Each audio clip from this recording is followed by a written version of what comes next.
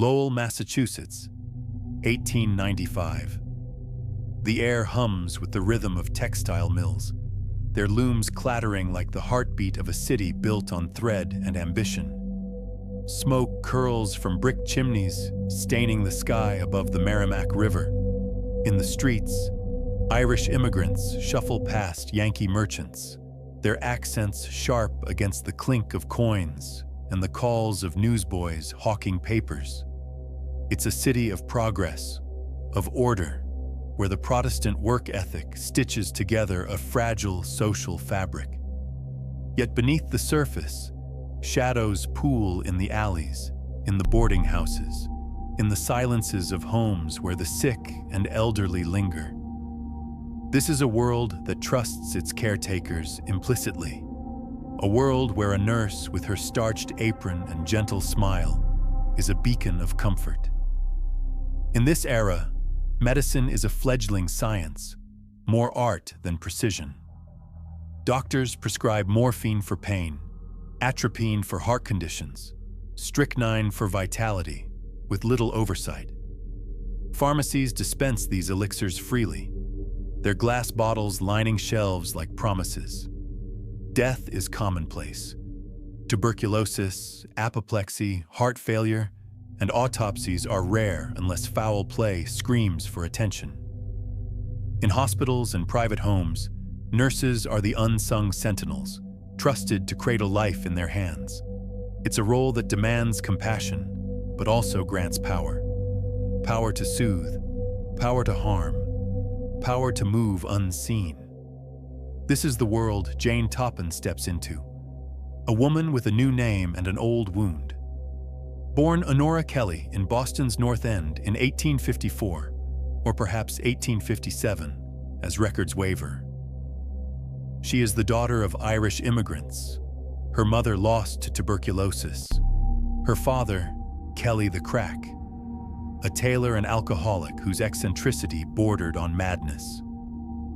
By 1860, he surrendered his youngest daughters, Honora and Delia, to the Boston Female Asylum, a cold haven for indigent female children.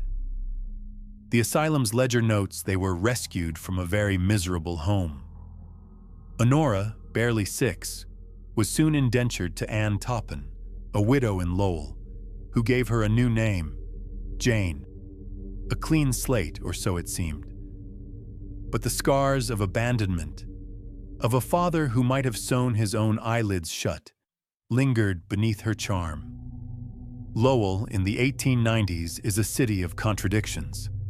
It prides itself on education and industry, yet anti-Irish sentiment festers, forcing Jane to weave tales of Italian heritage to mask her roots. She graduates from Lowell High School, attends the Congregational Church, and earns the affection of her foster sister, Elizabeth. But whispers follow her, tales of gossip, lies, a broken engagement to a suitor who left her for another. "If I had been married," she'd later say, "I probably would not have killed all those people."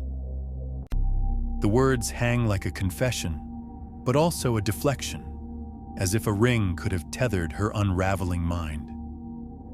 In this bustling city, Jane trains as a nurse, first at Cambridge Hospital, then at Massachusetts General. She's bright, quick, her bedside manner earning her the nickname Jolly Jane. Patients adore her, colleagues less so. They notice her mischief, fabricated charts, missing aprons, whispers of theft. But in an era where nurses are saints and the elderly are burdens, who questions a woman who holds a dying hand? Who sees the syringe, the vial, the gleam in her eye? This is the world where Jane Toppin moves unnoticed, her smile a mask, her hands a quiet weapon. August 8, 1901, Katamet, Massachusetts. The summer air is thick with salt and the drone of cicadas. Inside the Davis home, a modest clapboard house overlooking Buzzards Bay, the curtains hang still, heavy with the weight of grief. Mattie Davis, the matriarch, lies dead. her body barely cold from a chronic diabetes that Jane Toppin, the family's private nurse, insists took her swiftly. The family is reeling. Alden Davis, 64, sits at the kitchen table, his hands trembling around a cup of tea Jane poured. His daughters, Genevieve and Mary, murmur in the parlor, their voices low, uncertain. The house smells of laudanum and loss.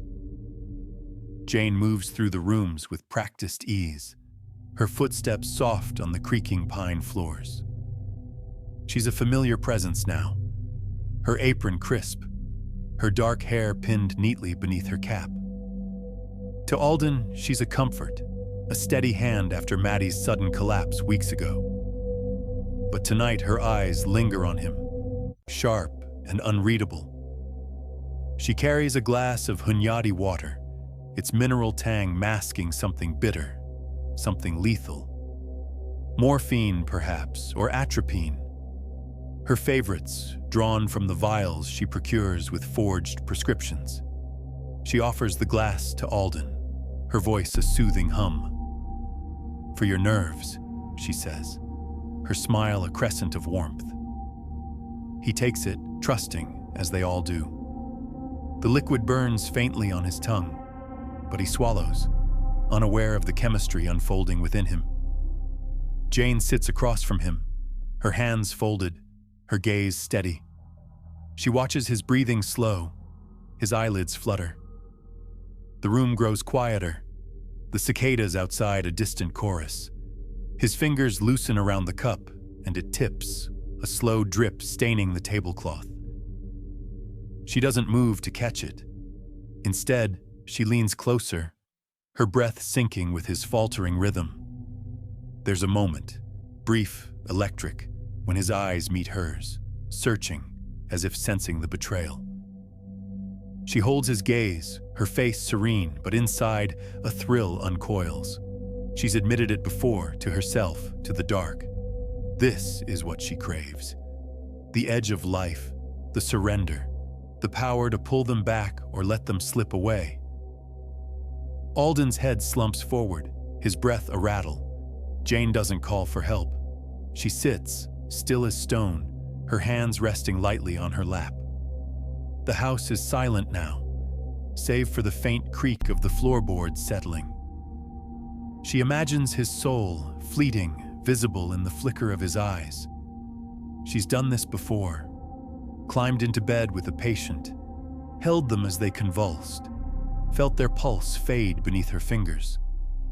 Tonight, she resists the urge, but the hunger is there, a pulse of its own.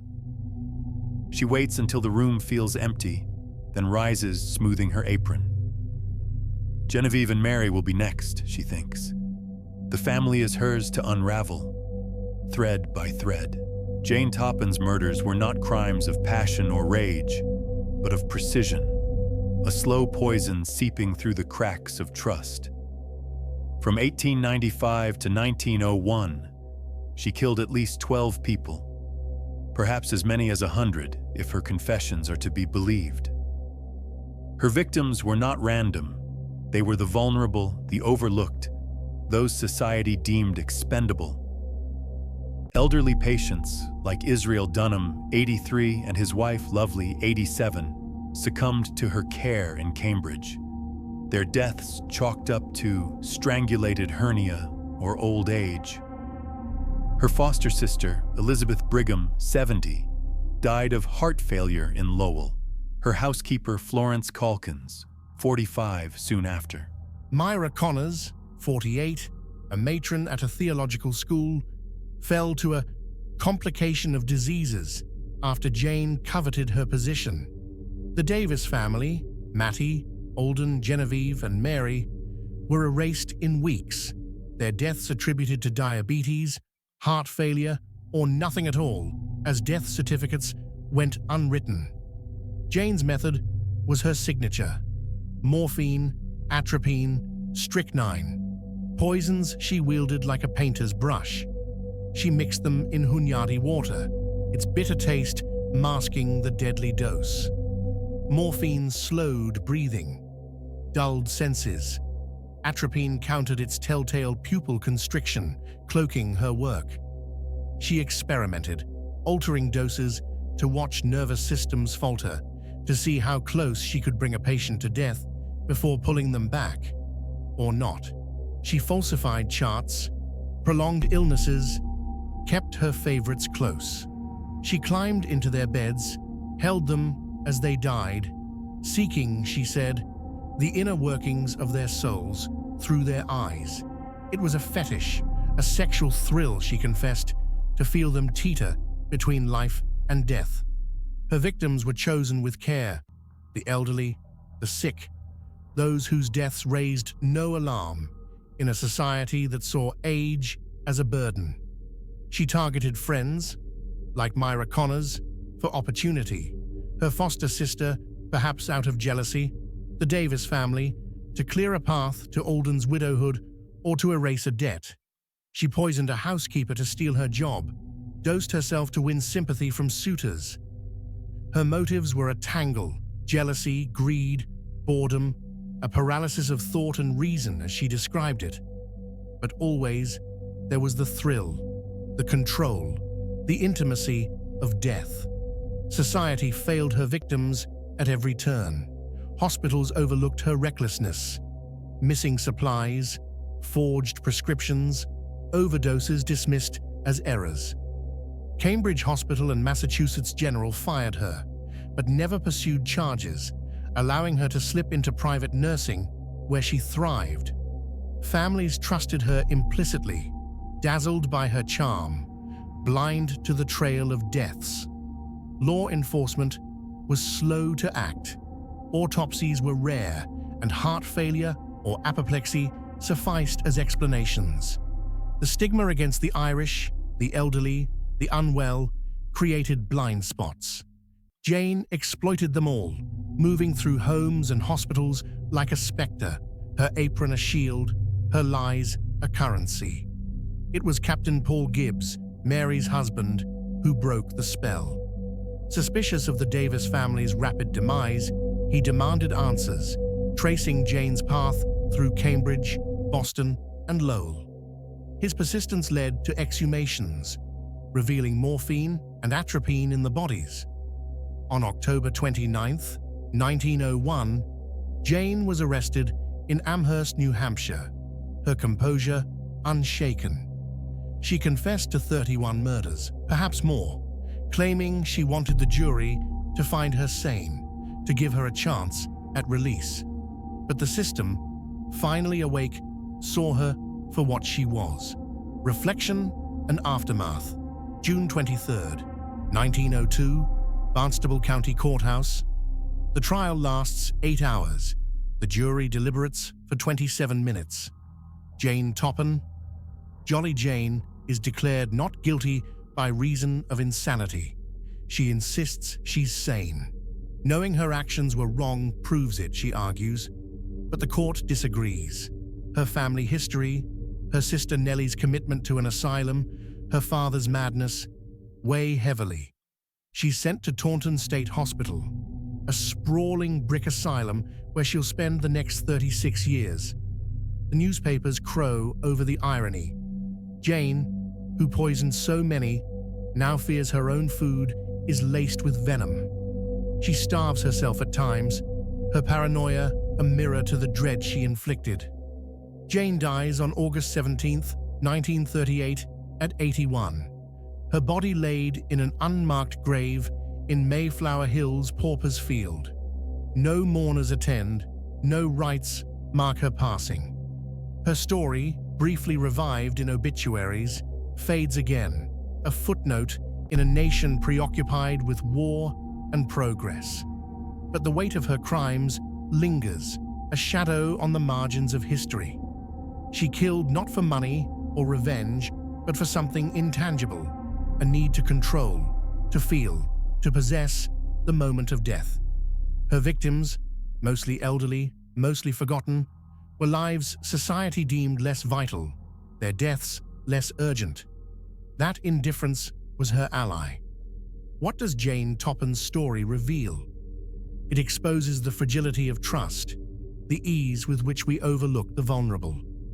In the 1890s, medicine was a gamble, oversight was lax, and the elderly were burdens to be managed, not mourned. Jane exploited these truths. Her charm, a key to locked doors. Her case forced a reckoning. Hospitals tightened protocols, autopsies became more common, but the deeper wound remains. We value life unevenly, then as now. The elderly, the sick, the marginalized slip through the cracks, their stories buried until someone like Captain Gibbs refuses to look away. The final image is not Jane's, but Mary Gibbs's. A woman of 40, a sea captain's wife, mother to a son who'd never know her. Her death certificate is blank, her cause of death unwritten, as if she vanished into the salt air of Cat-Omet. Jane held her as she died, watched her eyes for a soul she'd never find. Mary's name, like the others, was nearly lost, a whisper in a world that moved on. But we say it now. Mary Gibbs, Israel Dunham, Elizabeth Brigham, and the silence that follows is heavy, a reminder of what we failed to see and what we must not forget.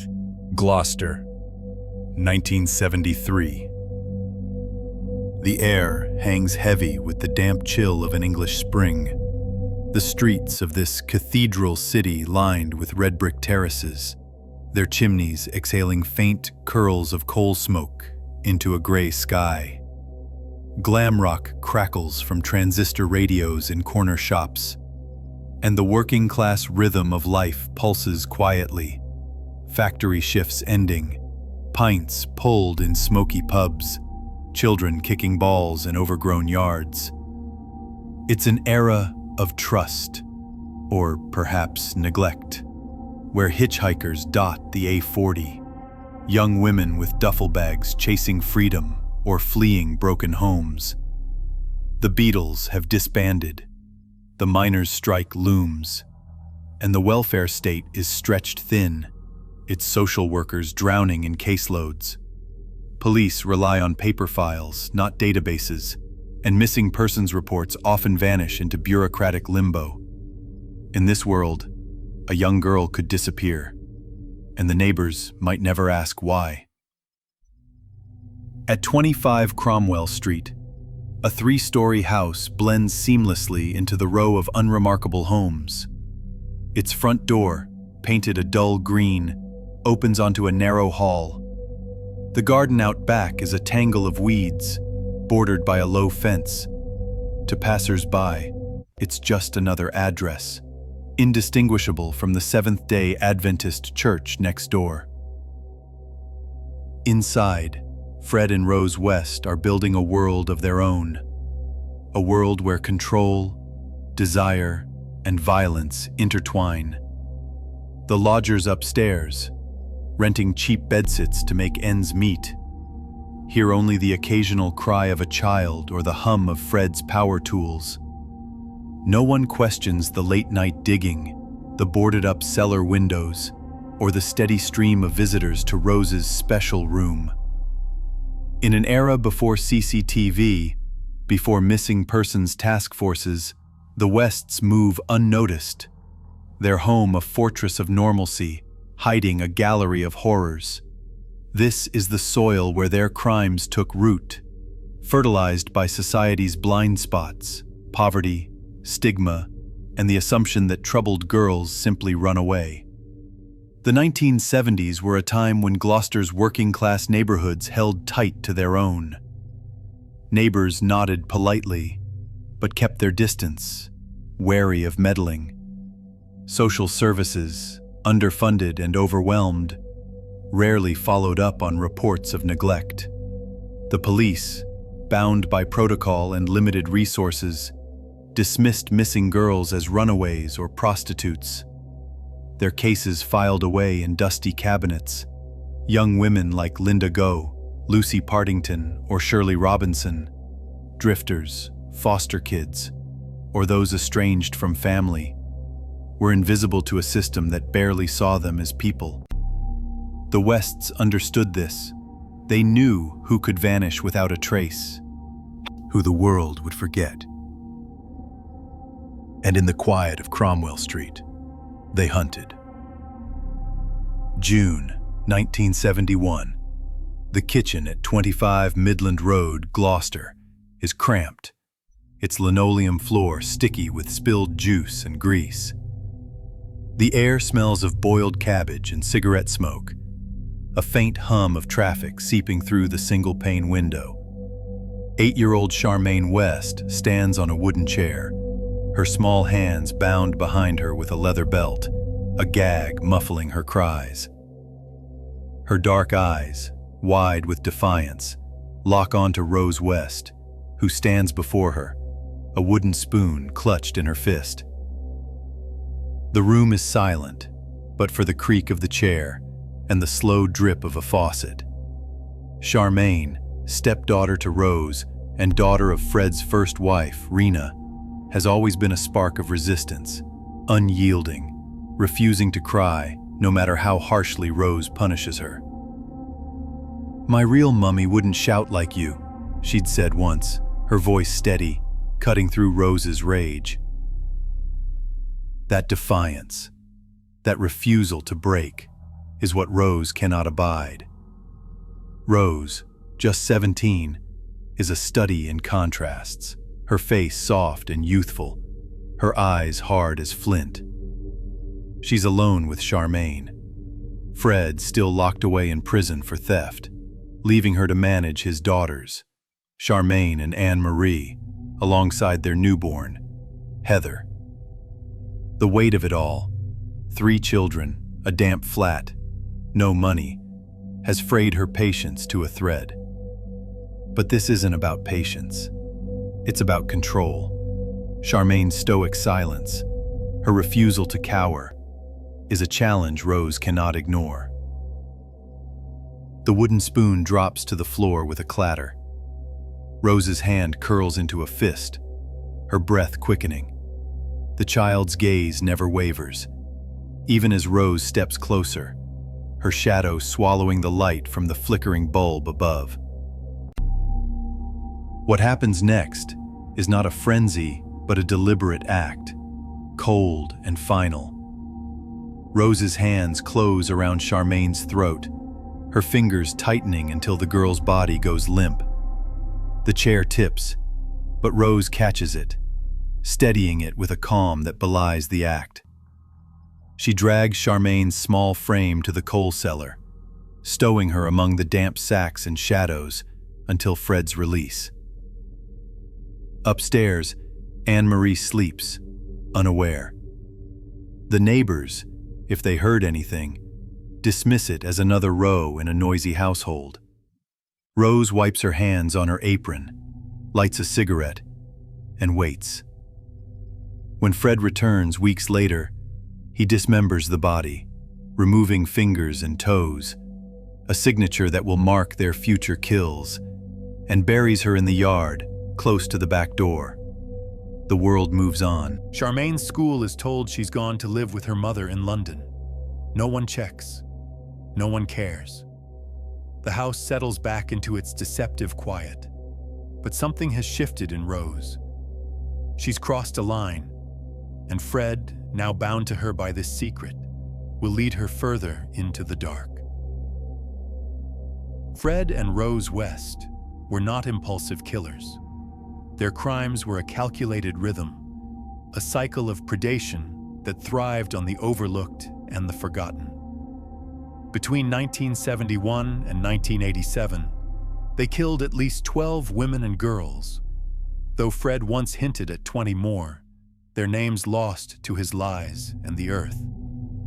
Their victims were young, vulnerable, runaways, hitchhikers, girls from broken homes or foster care, those society had already discarded.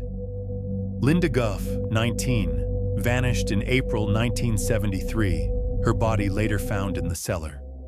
Carol Cooper, 15, disappeared from a Worcester bus stop in November 1973. Lucy Partington, 21, a university student, was last seen at a bus stop in December 1973. Therese Siegenthaler, 21, Shirley Hubbard, 15, Juanita Mott, 18, Shirley Robinson, 18, and Allison Chambers, 16, followed over the next 6 years, all tortured, murdered, and buried at 25 Cromwell Street. Heather West, their own daughter, was killed in 1987 at 16, her body hidden beneath the patio. Charmaine, Fred's Step 26A4 stepdaughter, was the first, killed by Rose in 1971. The Wests hunted with chilling precision. Fred, a Mason with a disarming grin, cruised Gloucester's streets in his Ford Popular, offering lifts to girls at bus stops or along the A40. Rose, operating as a prostitute from a mirrored room at Cromwell Street, lured others with promises of work or shelter. Their home was a trap, its cellar transformed into a torture chamber, its bathroom and garden a mausoleum. Victims were bound, gagged, subjected to prolonged sexual assaults, and murdered, often by strangulation. Their bodies were dismembered, fingers, toes, and kneecaps removed as trophies, then buried in shallow graves under the patio, in the cellar, or at nearby fields like Yew Tree Coppice. The West's signature was meticulous. Bones missing, bodies wrapped in plastic, hidden where no one would look. The systems meant to protect failed at every turn. In 1973, Carolyn Owens, a 17-year-old nanny, escaped after being abducted, bound, and assaulted by the Wests. She reported them, but the case collapsed when she, traumatized, couldn't testify. The Wests pleaded guilty to minor charges of indecent assault, paid a £50 fine each, and walked free. Social services, aware of the couple's neglect and abuse of their children, never followed up. Neighbors ignored the screams, the late-night digging, the red light outside Rose's room signaling a client. The police, hampered by limited resources and societal biases, dismissed missing girls as runaways or prostitutes. "They're from broken homes," one officer might have said, shrugging. "They've probably just moved on." The Wests exploited this indifference, targeting girls like Linda, Lucy, and Shirley. Young women society deemed disposable, their disappearances barely investigated. Within their home, the Wests' children lived in a prison of fear.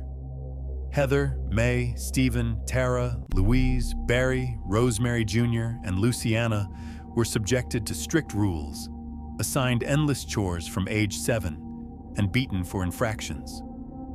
Rose, the primary disciplinarian, struck with calculated care, avoiding faces and hands to hide marks.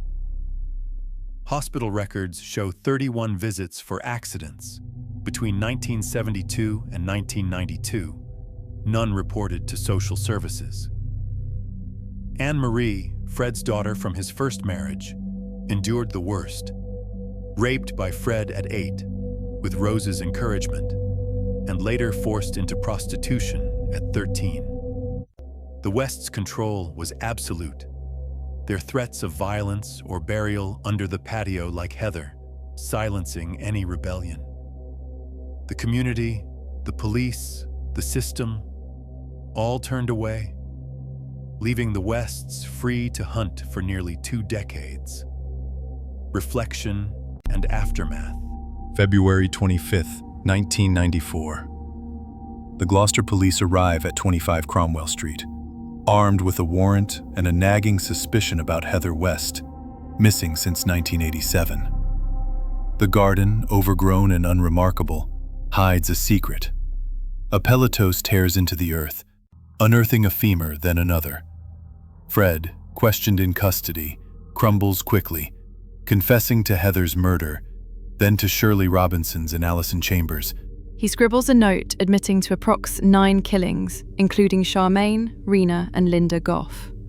Rose, arrested alongside him, denies everything, her face flushing red when shown photos of victims she claims not to know. The excavation reveals 12 bodies across 3 locations, 9 at Cromwell Street, 1 at Midland Road, 2 in fields near Kempley. Fred insists he acted alone, but the evidence, gags tied with a feminine touch, Rose's presence during assaults, points to her complicity. On January 1st, 1995, Fred hangs himself in his cell at HM Prison Birmingham, leaving Rose to face trial alone. The trial begins October 3, 1995 at Winchester Crown Court. The prosecution paints Rose as a sadistic partner, not a bystander, citing her role in Carolyn Owens's 1972 assault and Charmaine's murder while Fred was imprisoned. Witnesses, lodgers, victims' relatives, survivors like Anne-Marie and Caroline describe a house of horrors, a family ruled by fear. Rose testifies, her demeanor swinging from tearful to flippant, joking about her pregnancies, laughing about a victim's grandfather glasses. She denies knowing 6 of the victims, but her contradictions unravel. On November 22nd, the jury delivers unanimous guilty verdicts on all 10 murder charges. Mr. Justice Mantell, calling her crimes appalling and depraved, sentences her to life without parole, a whole life tariff cemented by the Home Secretary in 1997. The house at Cromwell Street is demolished in 1996, replaced by a footpath, as if erasing the bricks could erase the past. What does Cromwell Street leave us? Not closure, but a weight that lingers. How did a couple, unremarkable to neighbors, evade justice for 3 decades? How did society fail to see the girls who vanished? Linda, Lucy, Shirley, Heather, Charmaine, deemed disposable because they were poor, transient, or troubled. The West's crimes expose a truth we shy from. Evil doesn't scream its presence. It lives next to a church, in a house with a red light outside, a locked room, in a family that seemed, to some, ordinary. It thrives where we choose not to look, where poverty and stigma blind us, where systems falter under bureaucracy and bias. The final image is not the house, not the bones, but a moment frozen in time. Charmaine, 8 years old, standing on that chair in 1971, her eyes defiant as Rose looms before her. She was the first, a child who refused to break, whose body lay hidden in the coal cellar for weeks. Her name echoes through the years, a whisper in the ruins of Cromwell Street, asking why no one saw her sooner. The silence that follows is not an answer, but a challenge. To remember, to look closer, to never let another vanish unnoticed. Lizzie Borden, the woman, the myth, and the murder that never fades. Few names in American criminal history evoke as much fascination, speculation, and legend as that of Lizzie Borden.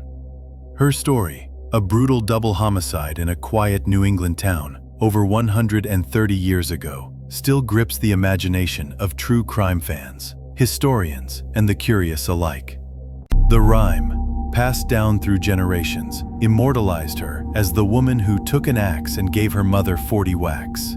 Yet the reality behind the tale is far more complex and mysterious.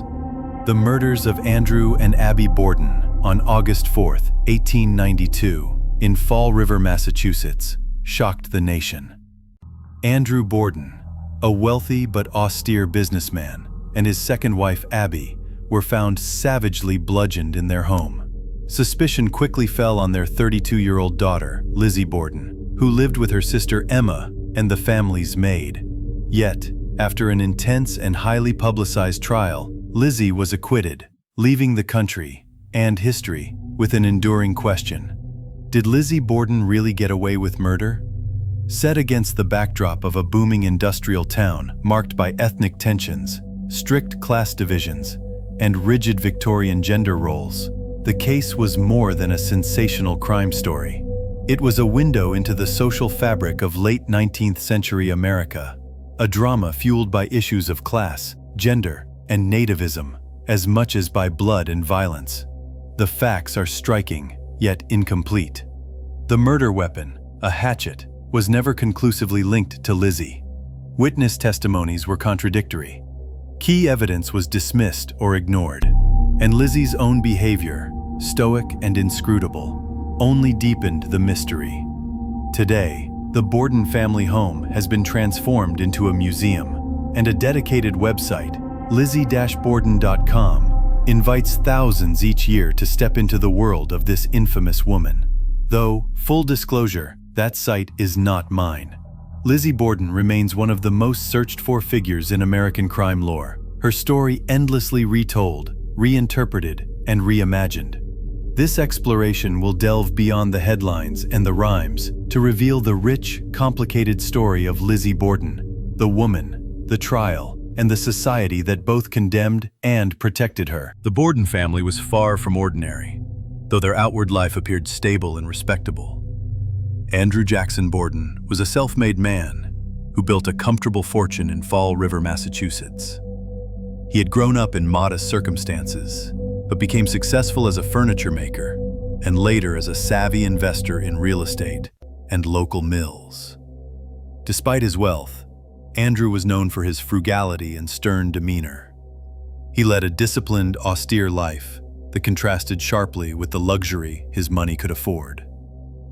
Andrew's first wife, Sarah Anthony Morse, died in 1863, leaving him with two daughters, Emma and Lizzie. In 1866, he remarried Abby Durfee Gray, a woman 20 years his junior. Abby was known to be socially ambitious and often at odds with her stepdaughters.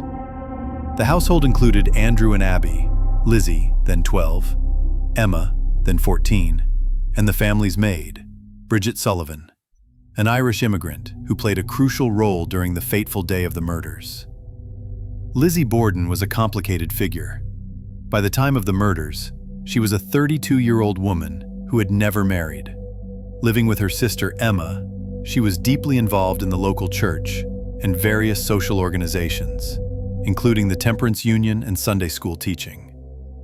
Yet, beneath her respectable appearance, family tensions simmered.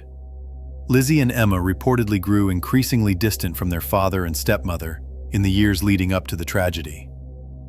Testimonies at the trial revealed that Lizzie referred to Abby as a mean old woman and expressed frustration at the household's strict and cold atmosphere. Fall River itself was a city divided by class, ethnicity, and religion. The industrial boom had drawn waves of immigrants, particularly Irish Catholics, into a town long dominated by native-born Protestant Yankees.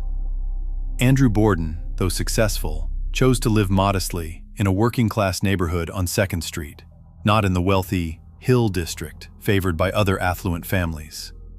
Lizzie, aware of her father's financial power, reportedly longed for a more refined life, closer to the social elite, which the Hill represented. These divisions, between old and new, wealthy and working class, Protestant and Catholic, colored the public perception of the case.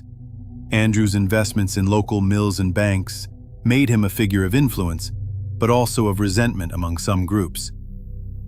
The Irish immigrant community, including Bridget Sullivan and many policemen who would later investigate the murders, occupied a complicated place in this social web, fueling tensions that played out in the courtroom and public opinion.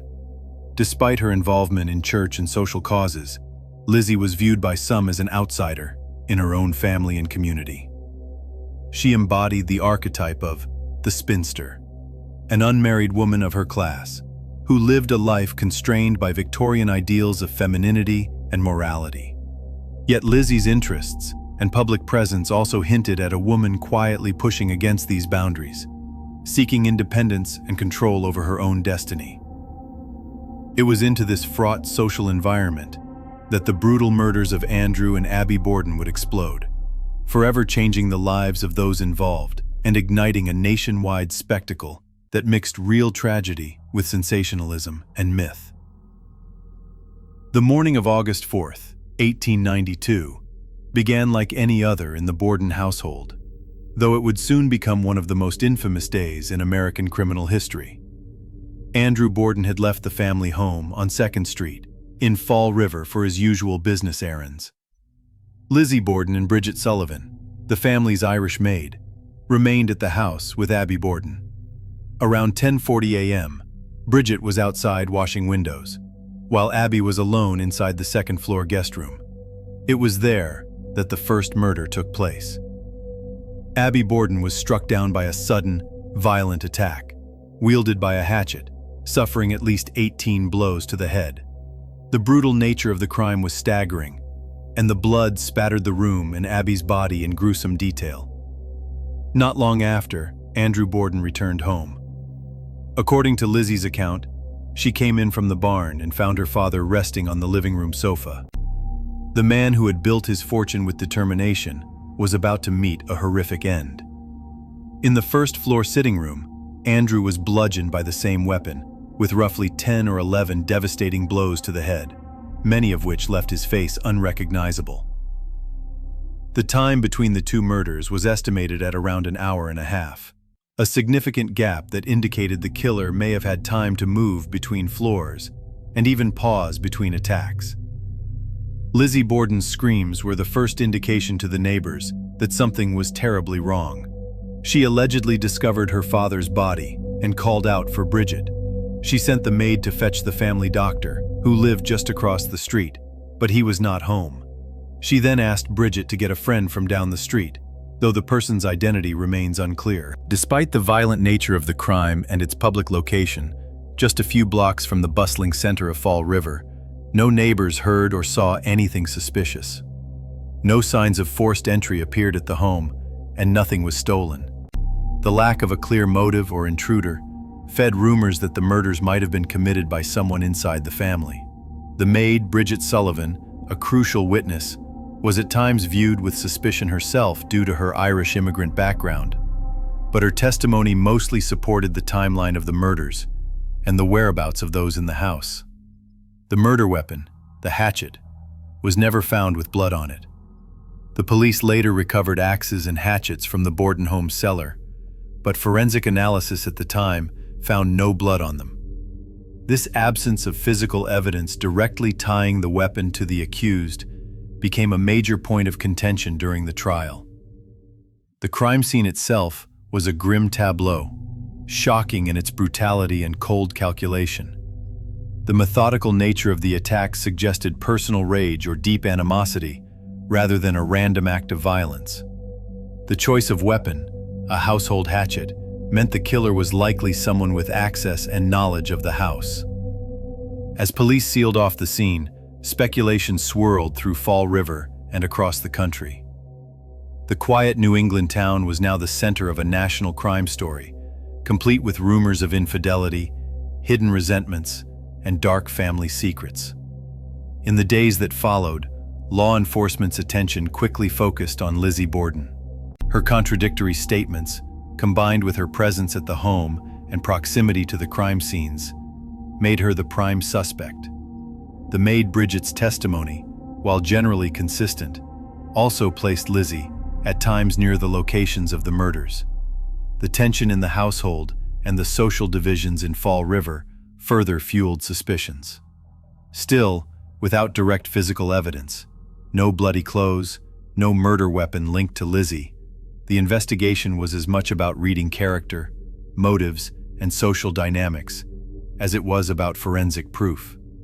This brutal morning shattered the Borden household and marked the beginning of a trial that would expose deep fractures in American society, between classes, ethnic groups, and gender roles, and set the stage for one of the most famous legal dramas of the 19th century. In the chaotic aftermath of the murders, law enforcement moved swiftly but cautiously.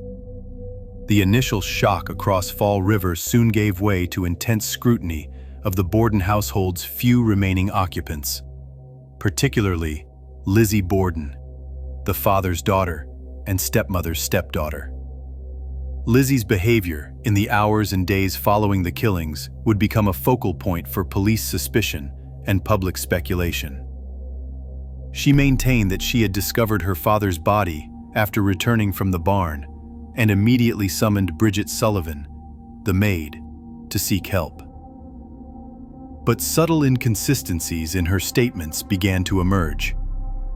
When first questioned, Lizzie gave conflicting accounts of her movements on the morning of August 4th.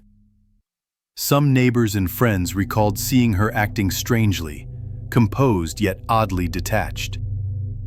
She did not shed tears in public, and during police interviews, she remained remarkably calm. This emotional reserve, particularly in a woman of Victorian-era sensibilities, was seen as unusual and cold by many observers and investigators.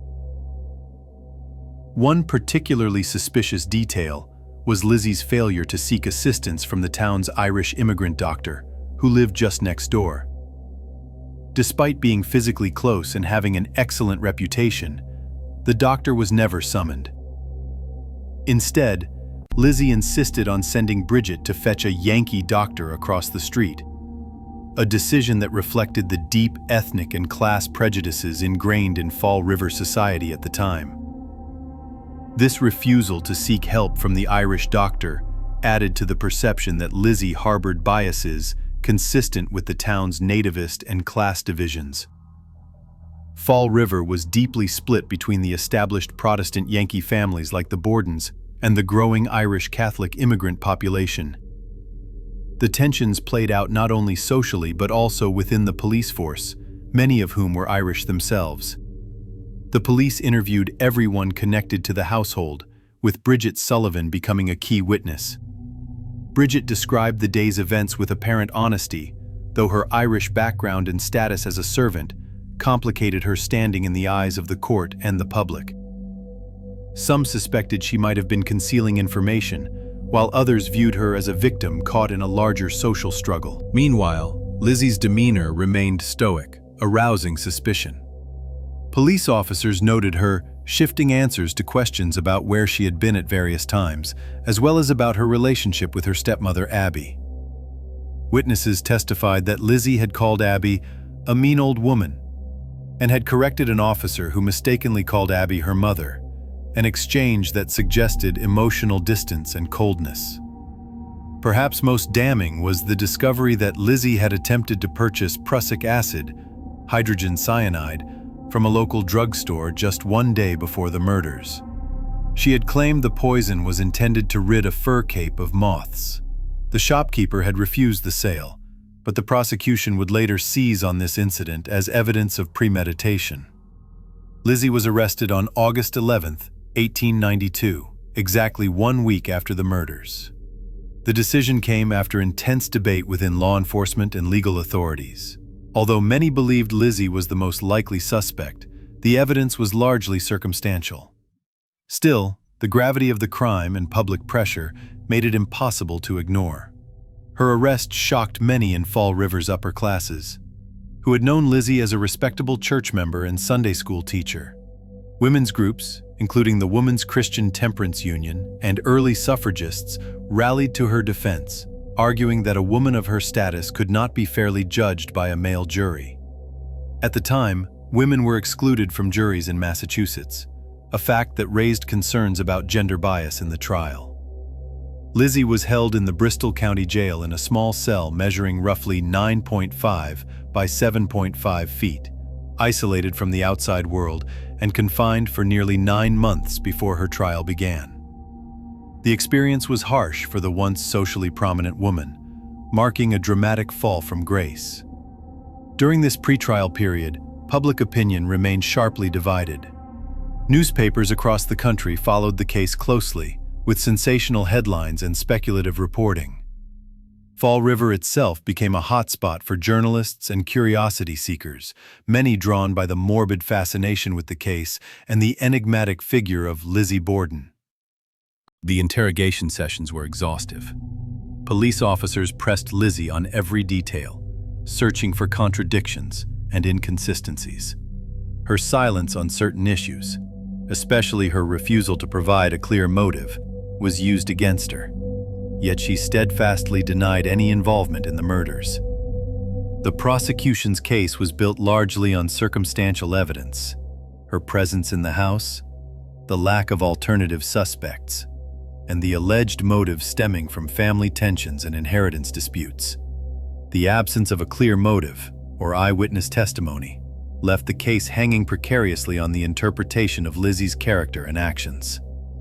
As the trial date approached, tensions mounted both in Fall River and nationally. Lizzie Borden's story had become a symbol of broader themes in American society: gender roles, class conflict, ethnic divisions, and the limits of justice. The trial of Lizzie Borden began in June 1893 and instantly became one of the most sensational legal dramas of its time. The courtroom was packed with journalists, curious spectators, and townspeople, all eager to witness the unfolding of what was widely dubbed the trial of the century. From the very start, the case transcended its legal dimensions to become a cultural spectacle, reflecting the societal anxieties, prejudices, and fascinations of late 19th century America. Fall River was transformed by the trial. Its modest courthouse turned into a media circus, and the local press, joined by reporters from across the nation, competed to provide the most lurid and captivating accounts. Every detail was dissected. Lizzie's attire, her demeanor, and even her physical appearance were scrutinized and debated as if they were evidence themselves. Lizzie Borden, a 32-year-old woman from an affluent Protestant family, was at the center of this spectacle. She was advised by her defense lawyers to present herself as the epitome of Victorian femininity: modest, composed, and vulnerable. On the first day of the trial, she appeared dressed entirely in black, wearing a corset that cinched her waist tightly and carrying a small bouquet of flowers, symbols meant to evoke sympathy and emphasize her innocence. Her posture and behavior sharply contrasted with the brutal nature of the crime she was accused of.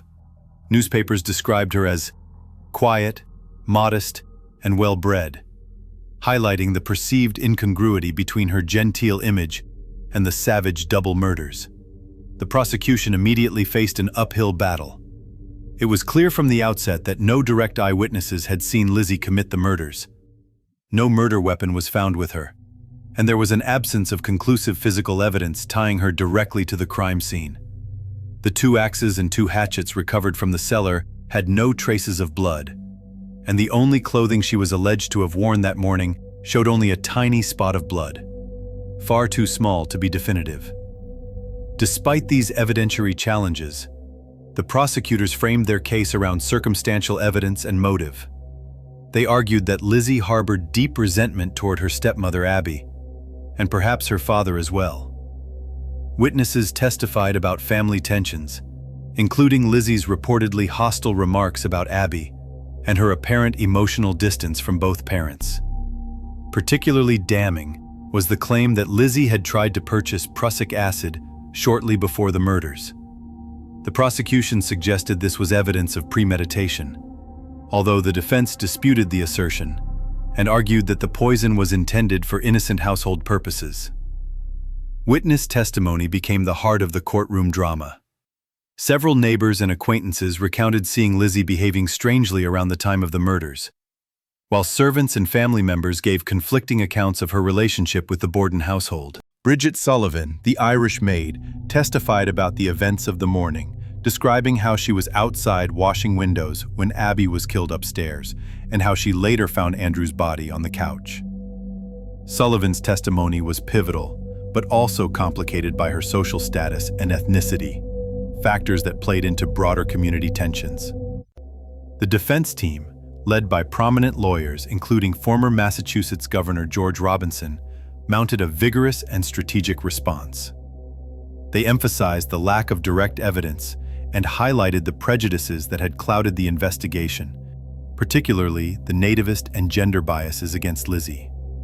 They portrayed Lizzie as a respectable woman, a Sunday school teacher, and active church member whose Victorian upbringing and social class made it inconceivable for her to commit such a violent crime. Defense lawyers underscored the cultural stereotypes of femininity and innocence, casting Lizzie as the Protestant nun, a symbol of purity and morality immune to violent impulses. One of the defense's strongest points was the absence of a murder weapon. Despite intensive searches, neither the hatchet used nor any blood-stained clothing was conclusively linked to Lizzie. The defense also successfully challenged the admissibility of evidence related to prussic acid, arguing that the prosecution had failed to prove that the poison had any role in the murders. The courtroom atmosphere was tense and theatrical. Moments of high drama punctuated the proceedings, including the presentation of plaster casts of the victims' skulls, which horrified the jury and spectators alike. The graphic display underscored the savagery of the crime, but also raised questions about the physical capacity of Lizzie, a petite woman, to wield such deadly force. Throughout the trial, Lizzie remained composed, maintaining a calm, almost detached presence. This demeanor divided public opinion. Some saw it as the mark of an innocent woman caught in a terrible ordeal, while others viewed it as evidence of cold calculation. Gender stereotypes heavily influenced perceptions. In a legal system dominated by men, Lizzie's performance as a helpless, fragile Victorian lady played a critical role in shaping the jury's view. The defense urged the jury to consider that no woman of Lizzie's social standing and delicate constitution could commit such brutal acts. The jury itself was drawn from a pool that excluded residents of Fall River, instead including mostly rural farmers and tradesmen. This selection arguably favored the defense, as these jurors were less likely to be swayed by local gossip, and may have held traditional views of gender and class that aligned with the defense's narrative. After a trial lasting nearly 6 weeks, during which the prosecution and defense presented their arguments with skill and passion, the jury retired to deliberate. The deliberation lasted just over an hour, a remarkably brief time for a case of such gravity.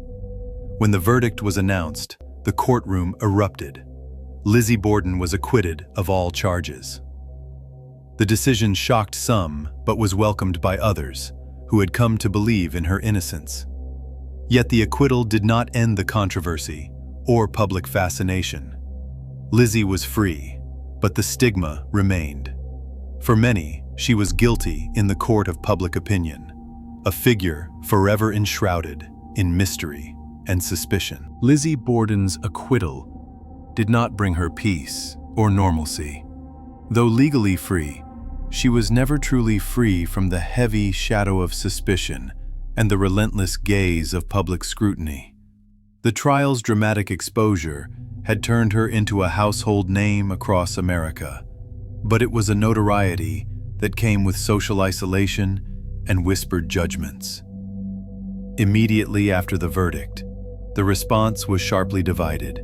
In the courtroom and among many supporters, especially women's groups and upper-class social circles, there was celebration and relief.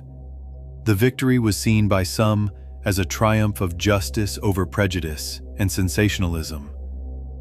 Women's organizations, including the Women's Christian Temperance Union and early suffragists, rallied around Lizzie, championing her as a victim of a male-dominated legal system.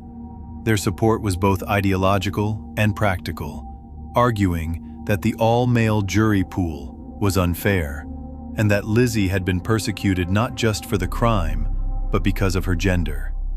Yet outside these circles, particularly among many Fall River residents and the broader public, the verdict deepened mistrust.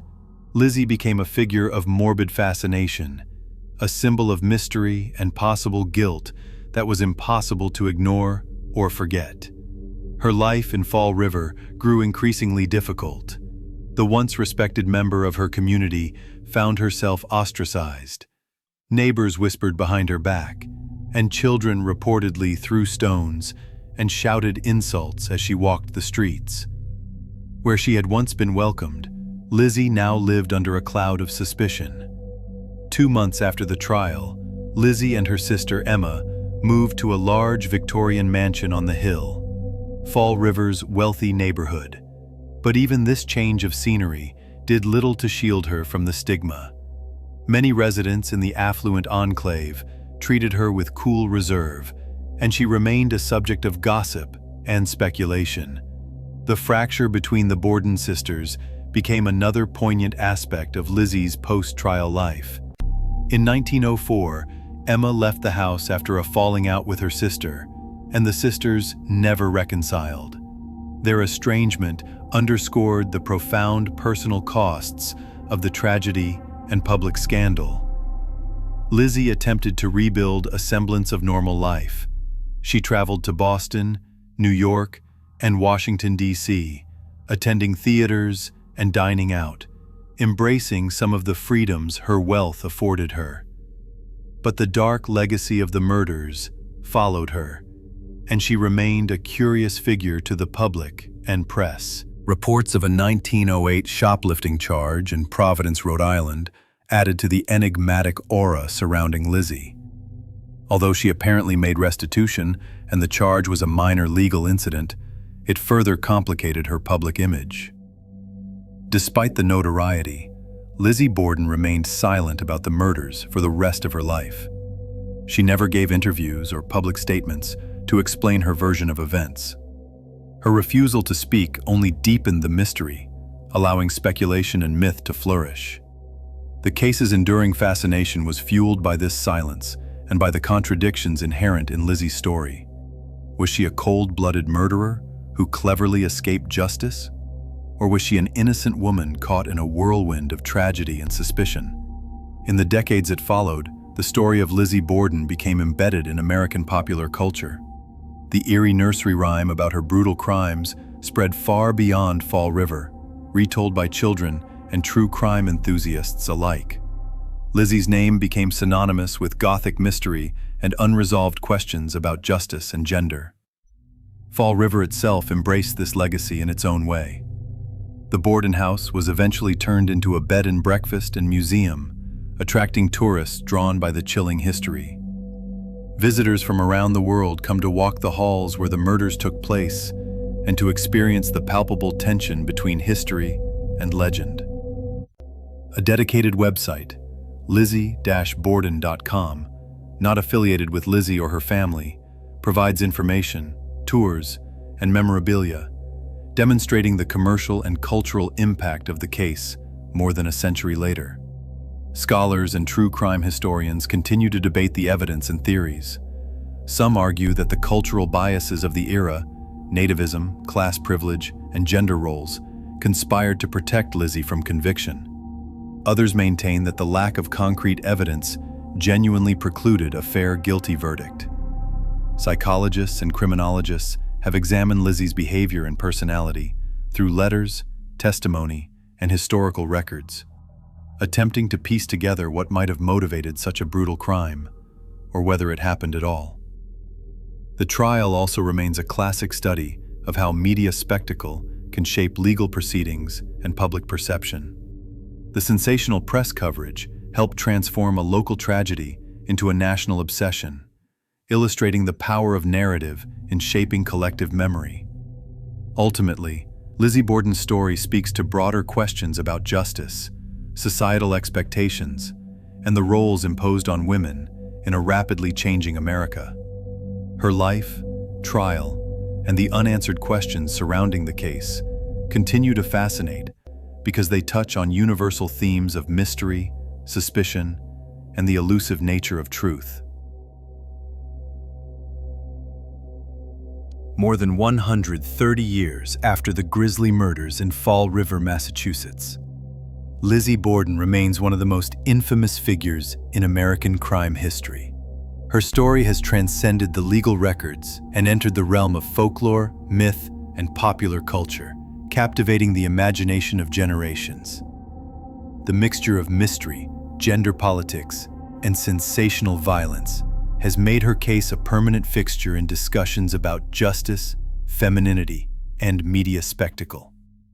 From crime to legend, Lizzie Borden's trial was one of the first in America to receive nationwide media attention in an era when newspapers were becoming powerful mass communication tools. Reporters traveled from across the country to cover the courtroom drama in real time. The intense coverage transformed Lizzie from a private individual into a public symbol, a woman caught at the center of an unspeakable crime. The press's fascination with Lizzie fueled numerous rumors and myths that persist today.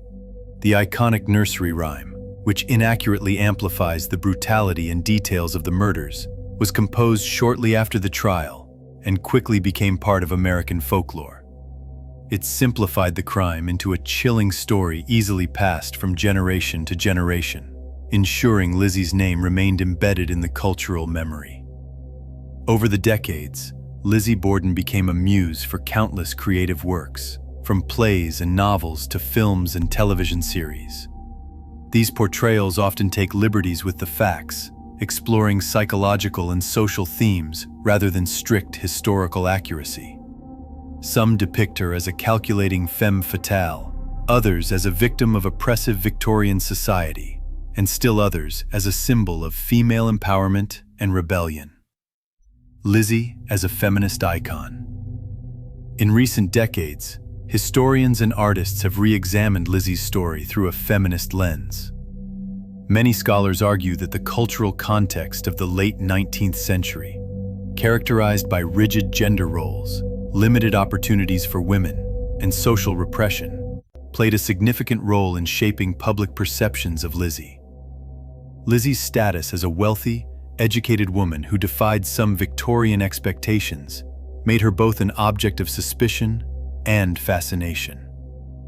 Some feminist interpretations suggest that whether guilty or not, Lizzie's alleged act of violence represented a radical break from her prescribed role, a dramatic assertion of autonomy and resistance against a patriarchal family structure.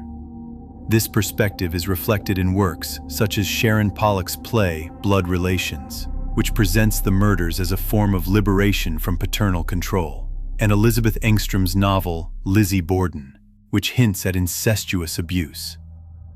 These creative reinterpretations invite readers and audiences to reconsider Lizzie's motivations beyond the sensational headlines, offering a more nuanced view of her life and the social constraints she faced. The haunted house and tourism. The physical legacy of the Borden murders is most tangible in the family home at 92 2nd Street, Fall River. The house where the murders took place and the trial was imagined to have unfolded stands as a monument to one of America's most notorious crimes. Converted into a bed and breakfast and museum, the Lizzie Borden House attracts thousands of tourists every year. Visitors are drawn not only by morbid curiosity, but also by the eerie atmosphere and the layered history that the house embodies. The site offers guided tours, reenactments, and detailed exhibits that explore the case from multiple angles: legal, historical, cultural, and supernatural. The house's commercial success highlights the enduring appeal of true crime tourism, where visitors seek to experience firsthand the settings of infamous crimes. Lizzie's story has become a kind of macabre pilgrimage for those fascinated by unsolved mysteries and American folklore. Media and pop culture adaptations. Lizzie Borden's story has been retold in countless movies, TV shows, and books. Highlights include the 1975 television film The Legend of Lizzie Borden, starring Elizabeth Montgomery, which dramatized the events with a focus on psychological tension. More recently, the 2018 film Lizzie, featuring Kristen Stewart, offered a dark and stylized interpretation, emphasizing themes of repression and rebellion. The Lifetime television series, The Lizzie Borden Chronicles, extended the fictional narrative beyond the acquittal, imagining a life filled with intrigue and unresolved suspicions. Such adaptations demonstrate the flexibility of Lizzie's story, which can be adapted to fit horror, mystery, psychological thriller, and feminist narratives. These portrayals help keep the public's interest alive, while often blurring the line between fact and fiction. The real Lizzie Borden, a woman who lived quietly for decades after the trial, is overshadowed by the cultural icon she became, a symbol both feared and admired. The enduring mystery. The fascination with Lizzie Borden is fueled by the mystery that remains unsolved. The lack of definitive evidence, the unanswered questions about motive and opportunity, and Lizzie's own silence contribute to an enduring puzzle. For true crime enthusiasts and historians alike, the case represents the complexities of justice and the limits of legal systems when faced with cultural bias, media sensationalism, and incomplete evidence. It also serves as a cautionary tale about how society's attitudes about gender, class, and ethnicity can shape the outcome of high-profile trials. Today, the Lizzie Borden case continues to be a source of scholarly study and popular curiosity. It prompts reflection on the intersection of crime, media, and gender politics, issues that remain relevant in contemporary society.